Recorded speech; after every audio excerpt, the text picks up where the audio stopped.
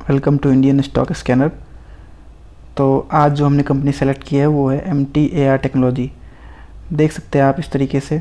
तो अभी आ जाते हैं अभी पहले नॉर्मल स्क्रीन पे और फिर जो आज की कंपनी है MTAR, उसका आज हम लोग विश्लेषण देखेंगे, जानेंगे कंपनी के कामकाज के बारे में, फाइनेंशियल्स पे भी नज़र डालेंगे और देखेंगे कि कंपनी के प्रोजेक्ट क्या क्या है फ्यूचर में, कंपनी का क्लाइंट बेस क्या है, सप्लायर्स कौन कौन से हैं, और साथ ही साथ नज़र डालेंगे कंपनी के कैश फ्लो पे और रिटर्न, जो हमारे रिटर्न के रेशियोज़ है उस पर भी नज़र डालने का कोशिश करेंगे। तो इस प्रकार से देख सकते हैं जो MTAR कंपनी है, MTAR टेक्नोलॉजी लिमिटेड, वो इनकॉर्पोरेशन हुआ था इसका 1999 में।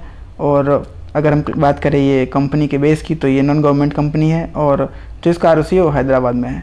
अगर हम बात करें कंपनी के डीलिंग्स के बारे में तो ये जो कंपनी है वो मुख्य रूप से जो डील करती है वो इंजीनियरिंग सेक्टर में डील करती है कंपनी। अब हम देख लेते हैं कुछ इसके क्लाइंट्स के बारे में। तो क्लाइंट की बात करें तो जो सिविल न्यूक्लियर सेक्टर में क्लाइंट है कंपनी के, उसमें जो प्रमुख रूप से आपको देखने को मिलेगा वो DAE है और BARC है, ECIL है, भाविनी है, IGCAR है, न्यूक्लियर फ्यूल कॉम्प्लेक्स हैं, NPCIL है। तो इस तरीके से काफ़ी एक बेहतरीन क्लाइंट बेस कंपनी का देखने को मिल सकता है।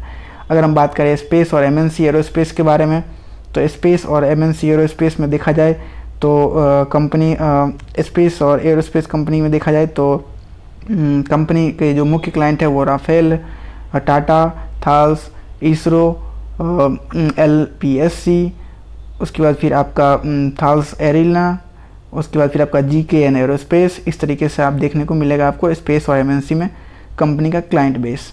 अगर हम बात करें डिफेंस सेक्टर में तो डिफेंस में मेजर जो पार्टनर आपका देखने को मिलेगा ये PSU में जो भारत सरकार की company HAL, Bharat dynamics, ADA, DRDO, GTRE जो DRDO और आपका ADRE पुणे, इस तरीके से RCI DRDO, इस तरीके से आपको देखने को मिलेगा क्लाइंट बेस इसका डिफेंस सेक्टर में। अगर हम बात करें क्लीन एनर्जी में तो क्लीन एनर्जी में देखा जाए तो ब्लूम एनर्जी जो इसके मेजर पार्टनर GE हैं, हिंच हैं, हिताची जोसन है, बॉयथ हाइड्रो पावर जनरेशन है। इस तरीके से आप देख सकते हैं कि एक बेहतरीन क्लाइंट बेस आपको देखने को मिल रहा है कंपनी का। अगर हम बात करें मरीन इन और ऑयल एनर्जी में तो इसमें इसके जो मुख्य रूप से क्लाइंट है वो WOM है, बालाजी, और आप देख सकते हैं यहाँ पे टेक्निप FMC है, उसके बाद फिर कॉन्सबर्ग है। तो इस तरीके से आप देख सकते हैं मरीन और ऑयल एनर्जी में। अगर हम बात करें कॉम्पिटिटर के बारे में कंपनी का तो जो इसके मुख्य रूप से कॉम्पिटिटर है वो है हिंदुस्तान एरियन। अगर हम बात करें हिंदुस्तान एरियन की तो आप इसका देख सकते हैं प्रॉफिट, हालांकि ये कंपैरिजन का एक हिंदुस्तान एरियन जो है इसके मुकाबले एक थोड़ी सी बड़ी कंपनी हो सकती है, लेकिन जो कॉम्पिटिटर की बात करें तो एक अच्छा खासा एक यहाँ पे, चाहे आप उसके जो प्राइस की बात करें, मार्केट कैप की बात करें, सेल्स की बात करें, जो कंपनी का रेवेन्यू है और आपका जो नेट प्रॉफिट है उसमें भी एक अच्छा खासा अंतर देखने को मिलता है। लेकिन अगर हम बात करें उस सेक्टर की बात करें तो सेक्टर में अगर देख सकते हैं तो इस तरीके से आपको एक मेजर इसका हिंदुस्तान एरियन, टाटा पैटर्न्स और जो कंपनी है जो इसके नियरली बाय में देखा जा सकता है वो ड्रीम फॉक्स है और अपोलो माइक्रो है। अगर हम बात करें अगर कंपनी के स्टोरी ऑफ इवोल्यूशन की तो जो कंपनी 1970 से जो हमने डेटा खंगाला है तो उसमें हमने जो देखा तो उसमें इस तरीके से जानकारी मिली कि जो इन्होंने यूनिट 1 जो पहला ऑर्डर दिया था इनको वो भेल के द्वारा दिया गया था। 1972 में जो इन्होंने HMT से इन्होंने ऑर्डर रिसीव किया था। अगर 1975 में बात करें तो इन्होंने रफ मशीन ऑपरेशन शुरू कर दिया था। 1978 में इन्होंने हीट सरफेस के लिए, हीट ट्रीटमेंट सरफेस के लिए जो MTAR है उन्होंने यूनिट 5 इस्टेब्लिश किया था। अगर हम 1980 में देखें तो 1980 में इस्टेब्लिश किया था इन्होंने unit 3 for additional capacity for component manufacturing के लिए। 1983 में आपका इन्होंने सप्लाई करना शुरू कर दिया था इसरो को भी। और 1985 में देखें तो मैन्युफैक्चरिंग इन्होंने बॉल स्क्रू के लिए करना शुरू कर दिया था। अगर डिफेंस सेक्टर में एंट्री की बात करें तो डिफेंस सेक्टर में एंट्री कंपनी ने 1986 में ले लिया था जो DRDO का एक कस्टमर के रूप में हुआ था। अगर हम बात करें जो इवोल्यूशन 1988 में देखा जाए तो 1988 में जो HAL है, GTRE, ADA ऑल्सो इसके जो क्लाइंट कस्टमर बन गए थे डिफेंस सेक्टर में एक ग्रू करने के लिए। और हम बात करें 1989 में तो इन्होंने पहला जो विकास इंजन है वो इन्होंने 1989 में जो सप्लाई किया था। तो यहाँ पे एक मेजर आप देख सकते हैं प्रोग्रेस कंपनी के लिए यहाँ पे देखने को मिलता है। 1999 में बात करें तो इनकॉर्पोरेशन हुआ था इन कंपनी का। तो पहले ये कंपनी एक पार्टनरशिप के रूप में काम अपना कर रही थी और 1990 में इन्होंने पार्टनरशिप फॉर्म से प्राइवेट कंपनी में अपने आप को कन्वर्ट कर दिया था। अगर हम बात करें 2002 में तो इन्होंने जो यूनिट 2 था तो वो इस्टेब्लिश किया था और एडिशनल कैपेसिटी के लिए डिफेंस स्क्रू के लिए। अगर 99 में बात करें तो 99 में कंपनी ने अपना एक फिन असेंबली और पेनोमेटिक कंपोनेंट्स और अग्नि प्रोग्राम के लिए इन्होंने लॉन्च किया था। 2008 में देखें तो कंपनी ने 500 मेगावाट जो मेगावाट रिएक्टर के लिए इन्होंने मैन्युफैक्चर करना शुरू कर दिया था। और हम बात कर लेते हैं इसके आगे देख लेते हैं एक बार। तो 2010 में कंपनी ने 100% ईयू के लिए एक्सपोर्ट ओरिएंटेड यूनिट जो यूनिट 7 है उन्होंने इस्टेब्लिश किया था। 2011 में कंपनी ने कंपोनेंट जो manufacture of power unit for Bloom energy के लिए इन्होंने इस्टेब्लिश किया था, मैन्युफैक्चर करना शुरू कर दिया था। 2018 में देखें तो 2018 में कंपोनेंट इन्होंने जो शुरू कर दिया था डिफेंस एक्सपोर्ट में एक अहम योगदान कह सकते हैं और कंपनी का जो डिफेंस एक्सपोर्ट है यहाँ से काफ़ी हद तक ग्रो करता देखने को मिल सकता है। 2020 में जो बात करें तो इन्होंने जो रोलर स्क्रू जो भी पहले इंडिया बहुत ही ज़्यादा इंपोर्ट करती थी और इंपोर्ट पे काफ़ी हद तक इस पर निर्भरता देखने को मिलती थी, वो इन्होंने मैन्युफैक्चर करना शुरू कर दिया था। अगर हम बात करें फिर देख लेते हैं कंपनी के फाइनेंशियल्स की। तो अगर हम फाइनेंशियल्स की बात करें तो इस तरीके से टोटल एसेट आपका मार्च 2018 तक ये 2810 करोड़ के आसपास आपको देखने को मिल रहा है और रेवेन्यू और इस तरीके से पीएटी, इस पर हम आगे नज़र डालेंगे। आगे बढ़ते हैं तो अगर हम बात कर लेते हैं कंपनी के आईपीओ के बारे में। तो जो कंपनी ने 2021 में आईपीओ लेके आई थी, जो लोग काफ़ी नज़दीकी से कंपनीज को फॉलो करते हैं तो उन्हें याद होगा कि 2021 में जो 3 मार्च से 5 मार्च तक ये आईपीओ लेके आई हुई थी और जो लिस्टिंग डेट था कंपनी का वो 15 मार्च था आईपीओ के लिए। 10 रुपये के फेस वैल्यू पे इन्होंने इशू किया था और बात करें फेस वैल्यू जो था उसमें 10 रुपये था और प्राइस बैंड की बात करें तो 574 575 पर शेयर इन्होंने प्राइस बैंड रखा हुआ था और लॉट साइज 26 शेयर्स का लॉट साइज था। अगर हम बात करें total revenue total issue size की तो तकरीबन 1,03,42,419 शेयर इन्होंने इशू के लिए रखा हुआ था, जिसमें कि फ्रेश इशू था आपका 21,48,194 शेयर की 149 शेयर के लिए, जो तकरीबन 123.52 करोड़ के आसपास बनता है।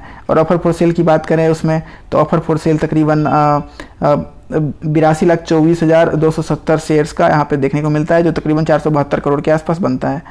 और ये जो आईपीओ हुई थी उसमें तकरीबन जो प्रमोटर की होल्डिंग की बात करें तो प्रमोटर ने जो होल्ड कर रखा था शेयर वो तकरीबन आपका 62.24% के आसपास जो होल्डिंग थी वो प्रमोटर ने रखी हुई थी आईपीओ के समय में। और जो पोस्ट शेयर होल्डिंग थी प्रमोटर की वो 50.25 थी, लेकिन अभी वर्तमान में जो चेंज हुआ है उसको आगे हम लोग कवर करेंगे और वो ये भी बताएंगे वर्तमान में प्रमोटर की कितनी शेयर होल्डिंग है। और हम बात कर लेते हैं इसकी जो लिस्टिंग में जो कंपनी ने आईपीओ लेके आई थी कंपनी, तो आईपीओ में जो इशू था जो उन्होंने मुद्दे रखे थे कि किस पर्पस के लिए आईपीओ लेके आ रही है कंपनी, तो उसमें इस तरीके से उन्होंने ये बताया था कि जो रीपे करना था उनको कंपनी जो बोरोइंग थे कंपनी के उसको रीपे करने के लिए उन्होंने मुख्य रूप से इस प्रकार से आईपीओ को लाया गया था। और दूसरी ये थी कि उन्होंने वर्किंग कैपिटल रिक्वायरमेंट को भी पूरा करने के लिए उन्होंने आईपीओ को लेके आए थे। और जो जनरल कॉर्पोरेट पर्पसेस होती है कंपनी के लिए तो ये सभी कंपनी की तरफ से इशूज़ दिखाए गए थे। अब बात कर लेते हैं सब्सक्रिप्शन की और जो बीडिंग डिटेल हुआ था आईपीओ के सब्सक्रिप्शन का, तो उसमें किस तरीके से जो सब्सक्रिप्शन हुई थी वो कितने गुना हुई थी। तो अगर हम बात करें क्यूआईबी कैटेगरी में तो 164.99 गुना आपको सब्सक्रिप्शन देखने को मिलेगा। एनआईए में बात करें तो एनआईए में तकरीबन ये 650 गुना आपको देखने को मिलेगा। रिटेल में बात करें तो 28.40 और टोटल की बात करें तो 200 गुना यहाँ पे आपको देखने को मिल जाएगा। तो तकरीबन एक बेहतरीन आईपीओ यहाँ पे देखने को मिला था एमटीआई टेक्नोलॉजीज़ के लिए।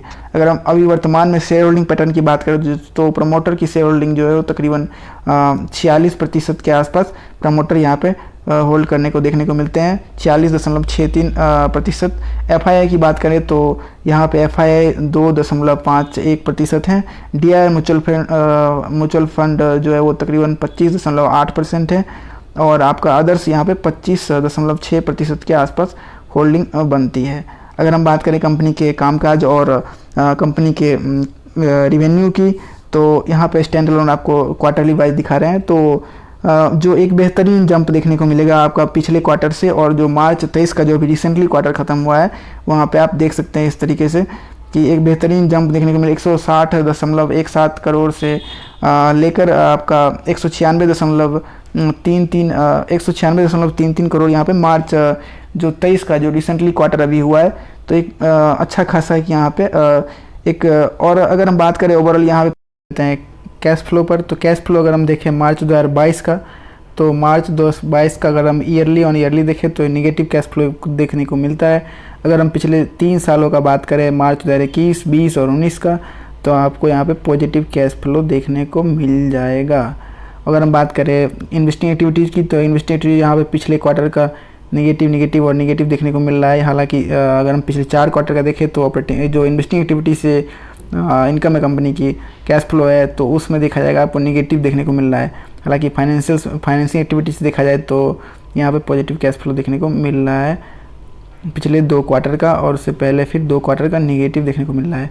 अगर हम नेट कैश फ्लो की बात की जाए एनुअल, तो मार्च जो हमारा जो पिछले मार्च 2022 का है साल का, तो उसमें -120 करोड़ का यहाँ पे आपको नेगेटिव कैश फ्लो देखने को मिल रहा है। हालांकि उससे पहले पॉजिटिव और फिर पॉजिटिव और यहाँ फिर नेगेटिव कैश फ्लो देखने को मिल रहा है। अगर हम बात कर लेते हैं चार्ट पैटर्न की, तो चार्ट पैटर्न अगर हम देख लें तो पिछले 3 महीने का चार्ट तो आपको यहाँ पे 1500 के लेवल से और तकरीबन 1898 के लेवल पे देखने को मिल रहा है। अगर हम बात करें 1 साल के चार्ट की, तो 1 साल के अगर हम ईयरली चार्ट देखें तो 1898 का मैक्सिमम लेवल यहाँ पे आपको देखने को मिल रहा है। और हम बात कर लेते हैं डिविडेंड की कंपनी की, तो अगर हम मार्च जो हमारा फरवरी 21 जो एक्स डेट था डिविडेंड का, वो 21 फरवरी 2022 था, और 3 रुपये का इंटरम डिविडेंड यहाँ पे घोषणा की गई थी। और जो हमारा जो फाइनल डिविडेंड था वो 3 रुपये का था, और आपका वो जुलाई 2022 का डिविडेंड यहाँ पे आपको कंपनी ने जारी किया था। अगर आपको वीडियो अच्छा लगा हो तो शेयर करें और लाइक करें, कमेंट करें।